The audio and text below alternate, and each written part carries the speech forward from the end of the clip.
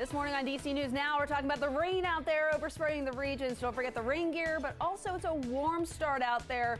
But temperatures will be dropping through the day today as this rain will clear out. More details on the timing coming up.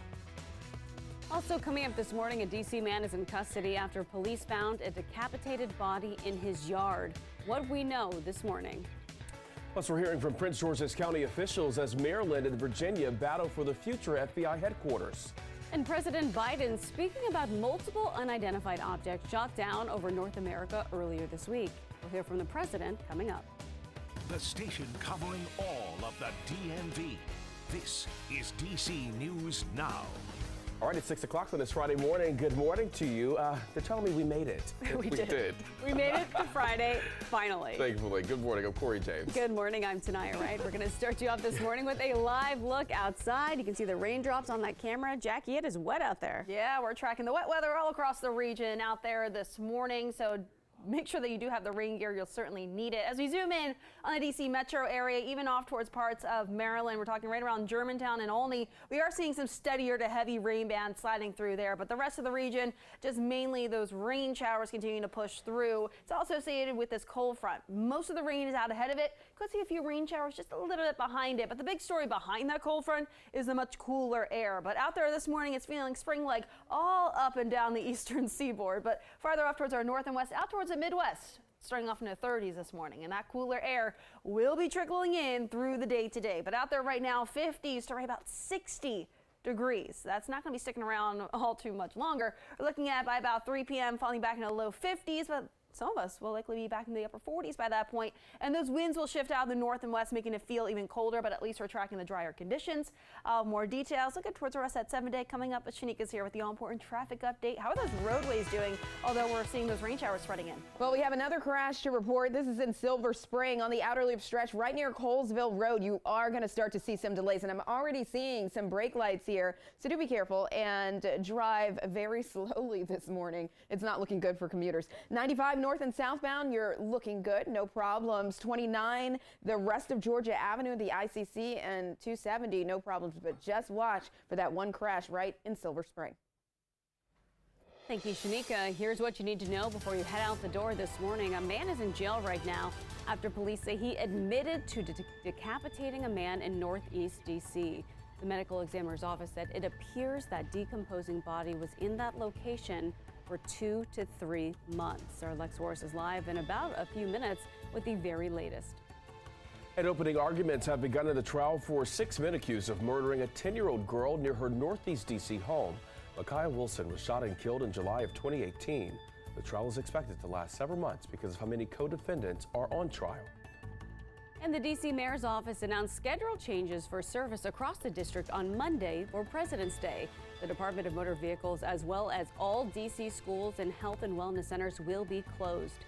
Meantime, trash collection will operate on a modified schedule next week. All right, well, we are learning more details about the gruesome murder in Northeast D.C. The court documents say a dismembered and decomposed body was found in a Brooklyn backyard. That home along Kearney Street in Northeast. Now, DC News Now's Lex Warris is live this morning in front of that home. Lex, this is just disturbing. I imagine the neighbors also feeling uneasy. Yeah, absolutely. I mean, it's truly shocking. Police found a mummified body in the backyard of this house across the street behind me here. And according to court documents, 32-year-old LaVon Barnes confessed to police that he murdered the person whose body they found. Now, Barnes said that the body was the handyman that his sister hired to work around the house. That man named Abdul. Now, according to the affidavit, Barnes became angry while Abdul was showing him the work he was going to do in the kitchen.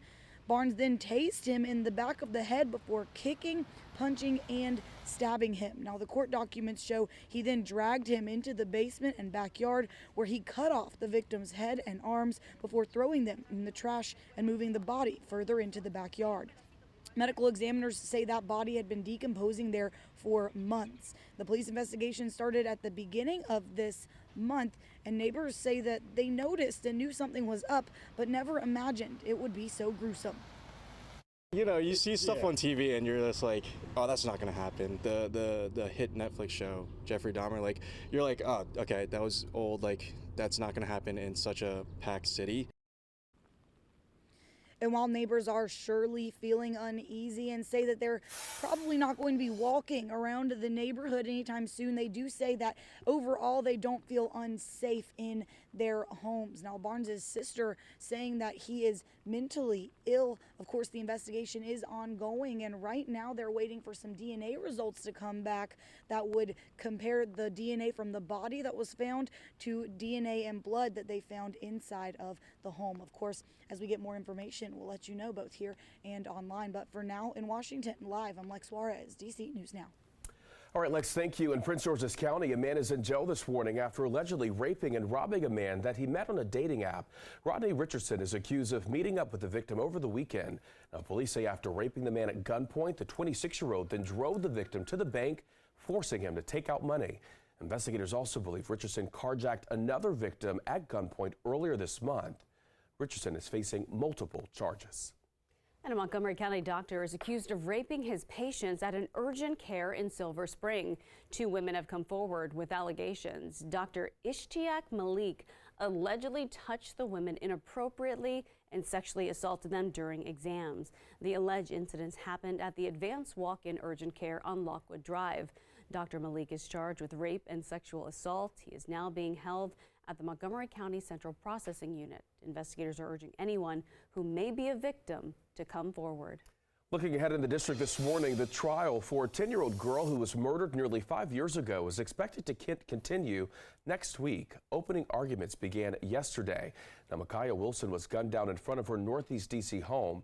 Investigators say she was eating with her sister outside their apartment, and that is when authorities say 4 masked gunmen jumped out of a car, firing as many as 50 bullets into the courtyard. Investigators say both Micaiah and her sister tried to get back into their apartment, but could not because the door was jammed. When they finally got in, they realized Micaiah was shot in the chest and her sister was shot in the arm. Now, Keith Alexander is covering the trial for the Washington Post. We spoke with him about the potential challenges for jurors who will have to keep up with several co-defendants. Because again, you have 6 co-defendants, and prosecutors are going to go down the line with all the evidence. It's going to be up to the jurors to pick out, okay, this evidence goes with this defendant, this evidence goes with that defendant, and so on and so forth. It's going to be very challenging. But the defense attorneys all argued that their clients were innocent. They were not even at the scene. There's no DNA. There are no eyewitnesses. There's no cooperating witnesses. There's no confessions. The trial is expected to last months. We, of course, will continue to follow this story and bring you any major developments both on air and online. Your time right now is 6:07 this morning. Leaders in Prince George's County are pushing back after Northern Virginia leaders made their case for bringing FBI headquarters across the river. The 3 locations under consideration are Landover in Greenbelt in Maryland and Springfield, Virginia. County Executive Angela Alsobrooks tells DC News Now that she feels that Prince George's County pulls ahead when it comes to transportation access and equity. But last September, a change in criteria made proximity to the FBI Academy in Quantico, Virginia, a top priority. There's nothing fair about it. And again, it's not about me expressing frustration, but more that I feel that I want to make sure that Maryland is given a fair shake and that Prince George's County is given a fair shake in this process. The FBI is still in the process of making that decision. Leaders are expecting that to happen in the next few months. I've directed my team to come back to me with sharper rules for how we will deal with these unidentified objects moving forward, distinguishing between those that are likely to pose safety and security risks that necessitate action and those that do not.